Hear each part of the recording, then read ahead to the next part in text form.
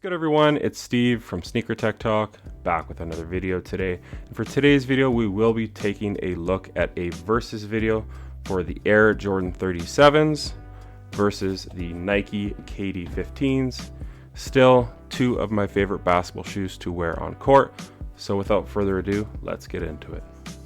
Alright, so as far as the traction goes on the Nike KD 15 versus the Jordan 37s, the KD 15s kind of have this all over wave print here, all over the outsole, and how these perform on clean courts or dirty courts, they are amazing. You will have to wipe if you're on a dirty floor, but after that wipe for 6 or 7 plays, you will be fine. They come to a dead stop on any hard lateral cuts or forward motions. This shoe will have you covered. It was actually one of the best setups in 2022, and it's really no different here in 2023. A great overall setup. I will just say the rubber compound is a little bit soft, so I don't think I would bring these outdoors. But the Air Jordan 37s, I think you can bring these outdoors because the rubber compound is very firm on these. And on clean floors, they perform more or less the same as the KD 15s, but on dirty floors, I will say the KD 15s perform a little bit better. You will have to wipe these just a little bit more than the KD 15s, but more or less on those hard lateral cuts, forward motions, you'll be good to go.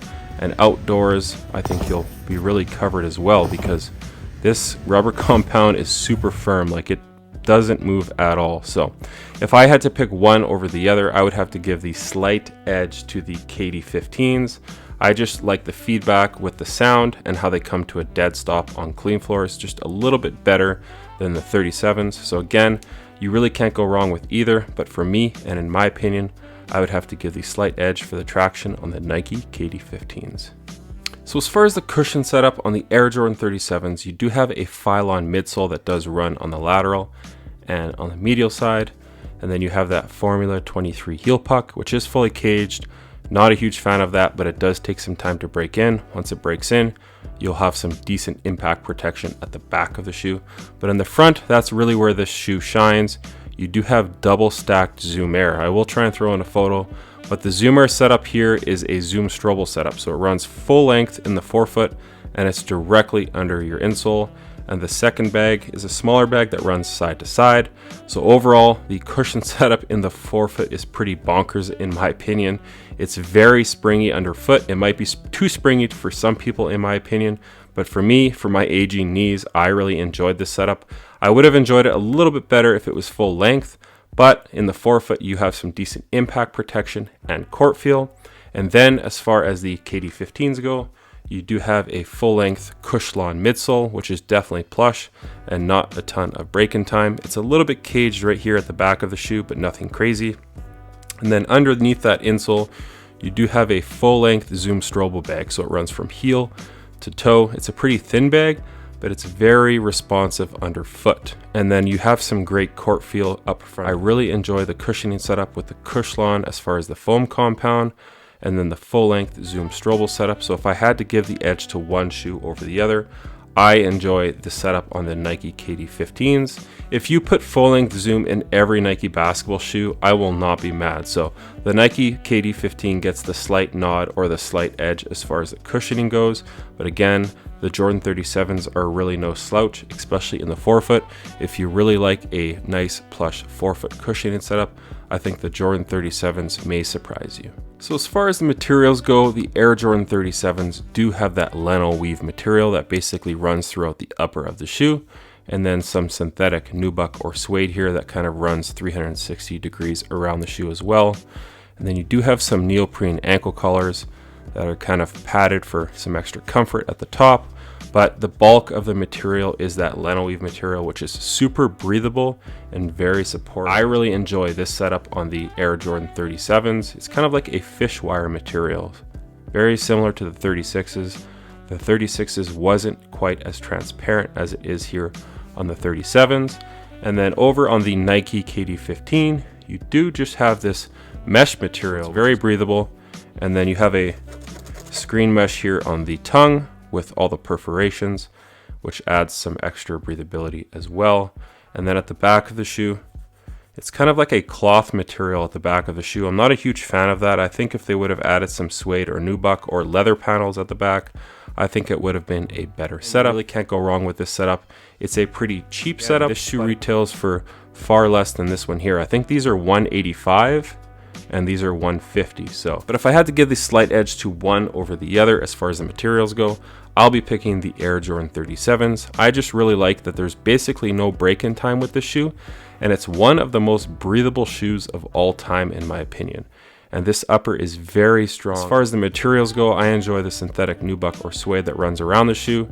The ankle collar here with that neoprene material is definitely nice as well. And then just that overall leno weave material is very strong, very breathable. So for me, I'll be picking the material on the Air Jordan 37s versus the Nike KD15s.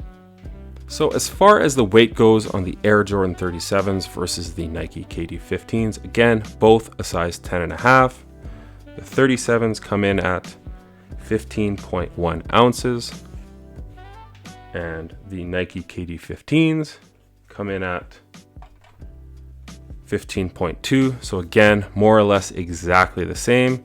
These are a low top variety, so I would have to say that's a little bit heavy for a low top basketball shoe, but considering this material on the upper is completely see-through, it's pretty surprising that these come in at 15.1 ounces, because I believe the 36s were even lighter, but I think it all has to do with that heel counter here at the back, because this wrapped portion around the Formula 23 is pretty heavy, and then if you're holding this shoe in your hand, it just feels very heavy at the back of the shoe here. So again, more or less the exact same as far as the weight goes on the Air Jordan 37 compared to the Nike KD15.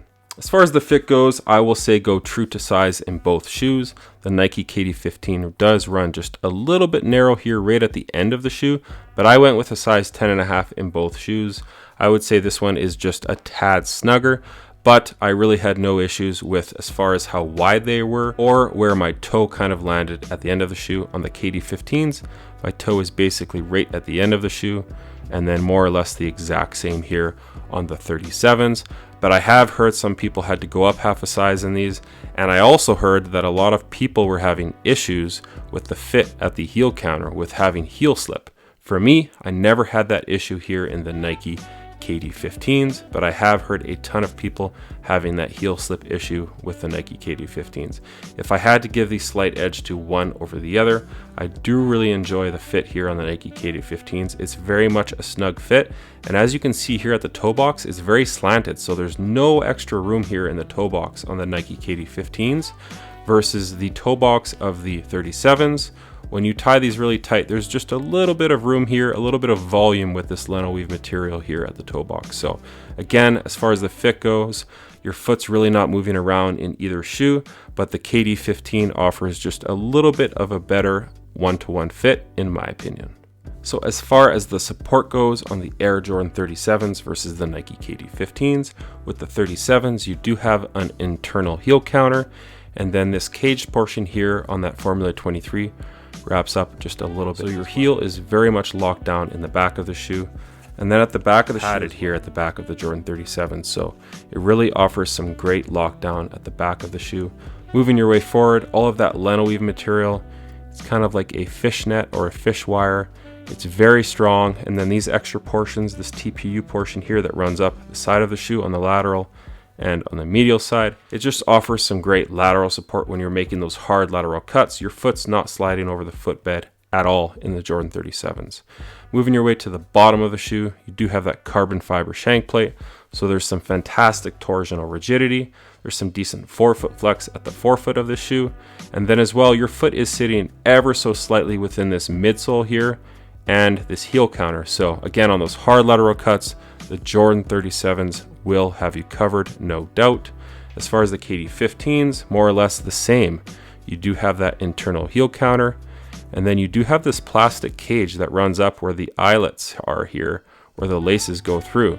And then your foot is sitting ever so slightly in this midsole, and there's another plastic plate right here. So hard lateral cuts here in the Nike KD15s, you'll have no issues where your foot will be spilling over the side of the shoe. It's more or less the same here on the medial side with that caged portion that wraps around your shoe when you tie this nice and tight. Moving your way to the bottom of the shoe, it's very wide and stable here. You can see in the forefoot, it's a very wide portion here at the forefoot. And then there is this portion right here where you have this plastic shank plate here. So torsional rigidity here in the Nike KD15 is great. Again, pretty decent forefoot flex, but not a lot of movement as far as the support goes in the Nike KD15. These are a low top basketball shoe, and the 37s look like a mid top, but this is pretty free flowing right here at the ankle collar. So again, they play more like a low top than anything. But as far as the support goes, I would have to say that these are both more or less the same. So I'd have to say it's a tie as support goes, whether you pick the 37s or the Nike KD15s. Both of these shoes will have you covered on the basketball court as far as support goes. So that's going to do it for today's video on the KD15s versus the Air Jordan 37 lows. Two spectacular basketball shoes, and two shoes that you can actually find on sale right now as well. I have seen the 37s for 30% off online on footlocker.ca, and the KD15s are hit or miss, but some boutique shops I have seen 30 to 40% off as well. But let me know down in the comments what you guys prefer. For me, I really prefer the KD15s. I know some people were having the heel slip issue at the back of the shoe, but I fortunately never had that problem. But I just prefer the Cushlon setup and the full length zoom on the Nike KD15. Not to mention the traction for me was just a little bit better than what you're getting on the Air Jordan 37s here. You guys prefer the Nike KD15s or the Air Jordan 37s. As always, if you guys can like, comment, and subscribe, that does help the channel a ton. And stick around for the end of the video, as I will have an on-court portion with both shoes on court. And check out my Instagram over at 23mj88, because it is an extension of my YouTube channel with all my pickups, basketball footage, and nostalgia as a whole. As always, thanks for watching today's video, and until next time, peace.